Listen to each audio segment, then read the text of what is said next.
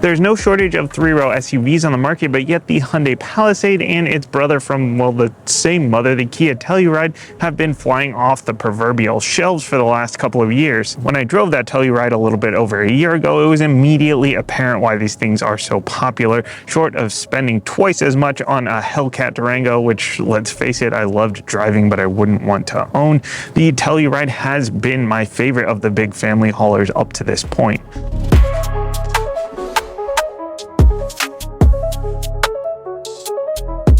This Palisade shares quite a bit with its Kia counterpart, but with emphasis in some different places. As always, I'm going to go through this thing from the outside in, starting with the engine, which is a 3.8 liter naturally aspirated V6, which is a bit of a break from those turbocharged four cylinders that you see in a lot of the competition.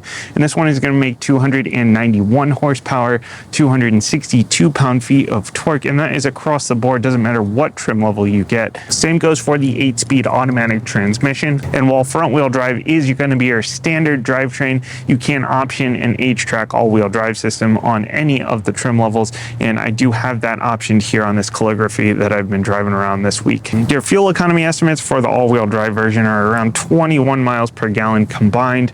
I've been getting a little bit lower than that, around 19 in mixed driving. Not really super surprising. I never hit those EPA estimates, and it's been really cold this week. Front-wheel drive version is slightly better. It's rated at 22, and either way, not great even for a big boy like this. Now, I mentioned this is the Calligraphy trim. This is essentially just a carryover here for 2025, but the updates for this model year include a new trim level, the SEL Premium, which is essentially just the SEL with Premium package from 2024, and the XRT gets a few new standard features, and interestingly, the SE and SEL actually lose some features. There's no more auto-dimming mirror in those. Now, I realize that most of you are not going for the fully loaded out version of the Palisade, but this is what I had available to me, and it's a lot easier for me to show you what the available features are when I have them versus trying to show you something that I don't have. Now, this is technically a mid-size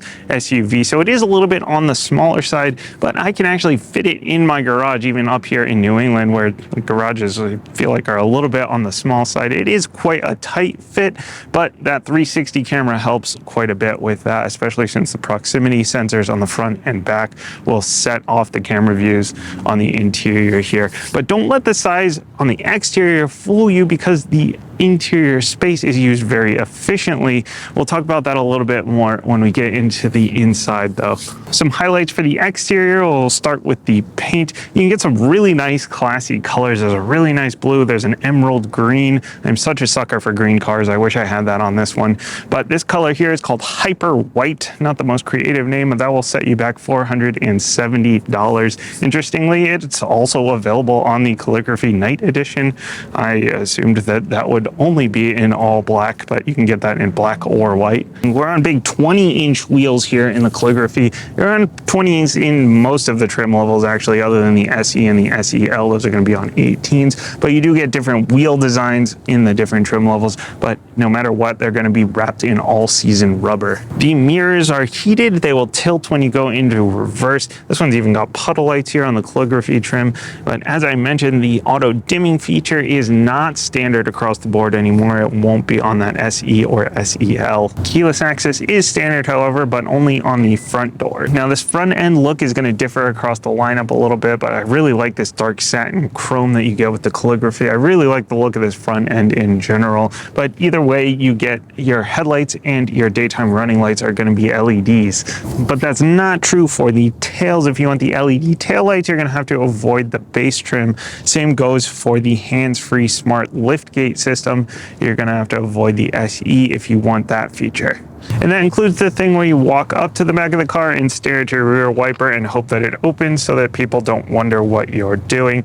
Apparently, I didn't enable it. Now, there's not a ton of space back here with the third row up, but there is a little bit of extra space down here under the floor. My hands are frozen, so I can't pick this up. A little bit of extra space down here, as well as some tools in a real spare. You don't have that spray fix-a-flat stuff, an actual spare, thankfully. But if you do need a little bit more space, there are buttons back back here to drop not only the third row, but you can also drop the second row from back here. And then you've got a 12 volt back here as well above those buttons. Now, if you don't like to rely on staring at your car and hoping for it to open, you can also open and close that hatch on the key fob. It's actually a pretty nice key fob compared to the other Hyundais I've been in recently. Flagship car gets a flagship fob, I guess, but it has that button on there as well as your remote start, so you don't necessarily have to rely on the phone app for your remote start. I love seeing that on the key fob. And it has the park assist, which I also like to refer to as the scare your friends feature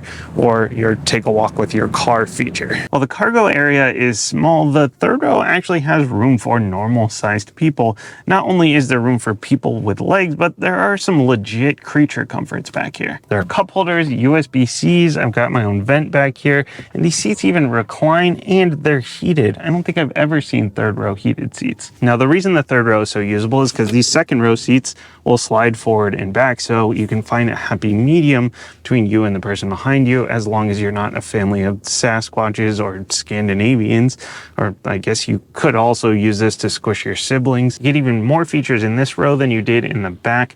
You get your own temperature control down here, as long as the driver doesn't cut you off. These seats are heated and ventilated. Got some blinds going on for the windows, your own cup holders over here to the side, vents as well. Really a nice spot to be. And the big sunroof back here is controlled up front by the driver, which makes a lot of sense. In the Defender I was in, it was the other way around. So you had a manual sunroof back here and an electronic one up front, at least for the shade.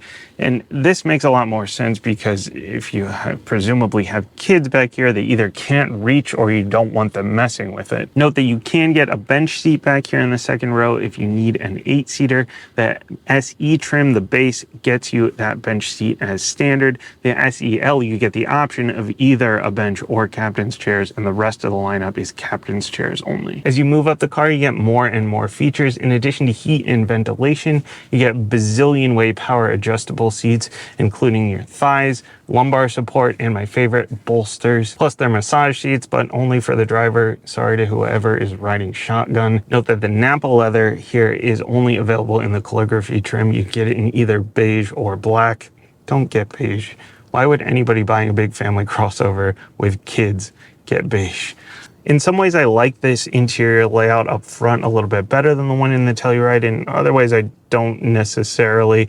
But Kia gives you one giant screen all the way across. I really strongly prefer this separated cluster and infotainment. It just gives you a little bit less of a tacked on feel. Plus, you can see everything. Nothing is blocked by the steering wheel. What I don't love is the buttons up here that replace the traditional shifter that you get in the Kia version. You know, you want to try a knob, you want to be unique, you want to move the shifter up here to get more space. Fine, I'm okay with all of that, but this, it's not unique. It doesn't solve a problem. It doesn't take up less space. It's a little bit confusing having your drive button right next to your heated seats and your heated steering wheel. I don't love this layout. Hyundai's infotainment menu is deep, but it's fairly straightforward. You can adjust your driver's assist features, your ambient lighting. There's a quiet mode to quiet down the back speakers. There's a passenger talk, so you can talk to the third row over the speakers as well. And you can even drop the third row through here.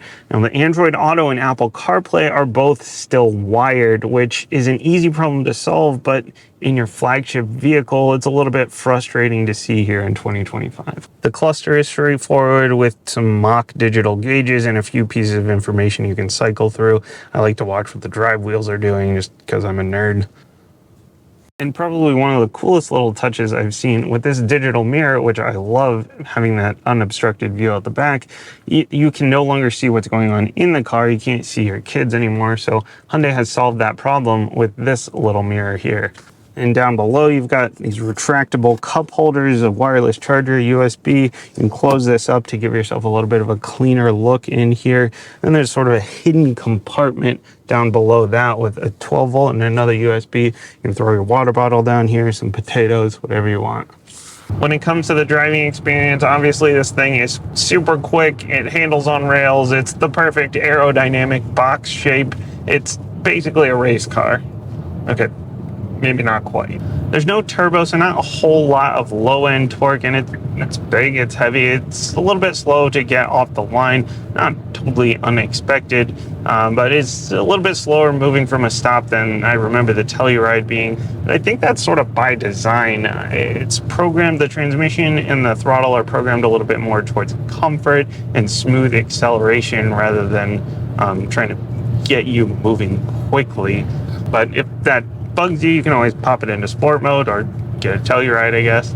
But again, not necessarily a bad thing. I think your passengers will thank you to leave it in comfort mode. There's quite a bit of body roll going through curves, but again, not totally unexpected here at this size. But what this car does really well is cruising. It rides really nicely. It's packed with all these great standard features, like one of the best lane tracing systems on the market. Adaptive cruise that works all the way down to stop and go works very well as well. The blind spot warning, rear cross traffic avoidance, front collision avoidance, and more. Lots of great standard safety and driver's assist features. And I love that the blind spot warning shows not only on the mirror here, but also in the gauge cluster and in the heads-up display if you have that optioned. Both of those screens also show you the little cubes all around you to show you where all the other cars are. A little bit more visibility, a little bit more peace of mind, but you do have to have the highway drive assist feature turned on in order for that all the little cubes to show up. And with this one being one of the upper specs, it also gets you some more advanced features like the cross junction collision avoidance, the highway drive assist 2, that's very creatively named, adding a 2 on the end, but that basically adapts to your driving style. And it's got the blind spot view monitor, which I really love Hyundai's implementation of that, where basically when you hit your turn signal, it will show you a little camera feed of your blind spot in your gauge cluster, so you don't really even have to take your eyes very far off the road to see what's going on in your blind spot. And this one will even change lanes for you if you get one of the upper specs, but it's not like GM Super Cruise. Is not like a hands-free system where it will like change lanes automatically on its own. You do have to turn on your indicator to have it change lanes for you, and you do have to have your hands on the wheel. So maybe not the most helpful feature in this case, but you know, it's there if you want to try it out. Then there's the digital mirror. I love having this feature on a big crossover like this. These things, it's hard to see out the back, even when you don't have humans and pets blocking your view, but it's even worse if you do have somebody sitting back there in the middle. And so this gives you a full unobstructed view out the back no matter what, which definitely helps out with the peace of mind, helps out with that visibility. I will nitpick a little bit on this particular digital mirror. There have been a couple times where some headlights have gotten a little stroby. I get that with my camera sometimes on certain lights as well, where it'll kind of look like they're flashing even though they're not. This has only happened maybe 2 or 3 times. It has to be like a very specific type of headlight, I think. And at night, it does feel a little bit washed out. But again, those are nitpicky things. Overall, still a huge net positive to have the digital mirror. It's no surprise that these things sell so well. It looks great. It's packed with features that make it easy to live with. The use of space is efficient, so you can pack your whole family in without having too many issues with parking. It is a little bit more comfort oriented than the Telluride, and obviously the styling is quite different. I'll link the Telluride video up here with some kind of YouTube magic in one of these corners up here. But if you're not yet quite sold on these 2 family haulers, I've got the new Santa Fe coming up, as well as the new Chevy Traverse and the new Ford Explorer. So stick around to see how those do. As always, thanks for watching, and I'll see you next time.